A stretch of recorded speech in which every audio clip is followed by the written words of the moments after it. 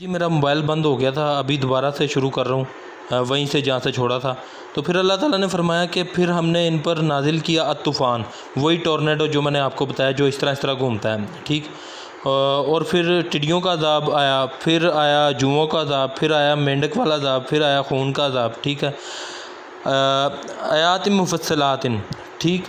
تو اس کے معنی یہ ہے کہ یہ جو عذاب ہے نا کہ ایک ایک کر کے آئے ہیں، باری باری، الگ الگ، ٹھیک۔ تو لیکن اتنے واضح تھے، اتنے نمایاں تھے، اتنی کھلی طور پہ یہ سب نشانیاں تھیں، یہ عذاب تھے کہ سبھی لوگ یعنی کہ آسانی کے ساتھ سمجھ سکتے تھے کہ یار یہ جو بھی ہم نافرمانیاں کر رہے ہیں، جو بھی ہم گناہ کر رہے ہیں، تو یہ جو عذاب آ رہے ہیں یہ اسی وجہ سے آ رہے ہیں، ٹھیک ہے۔ لیکن انہوں نے کیا کیا کہ اس پر بھی انہوں نے تکبر کیا، اور وہ مجرم لوگ تھے، ٹھیک۔ تو یعنی کہ اس کے باوجود بھی وہ بات نہیں آئے، لیکن اللہ تعالیٰ نے بھی پھر کیا کیا، غرق کر دیا ان کو۔ تو وہ آگے آ رہا ہے۔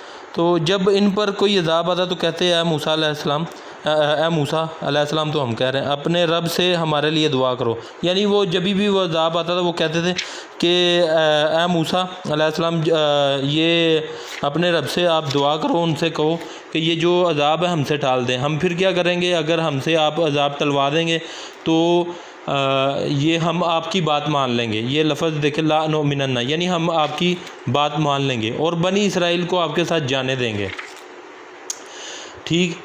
تو جو بھی آپ کی ڈیمانڈ ہے چیزیں ہم مان لیں گے۔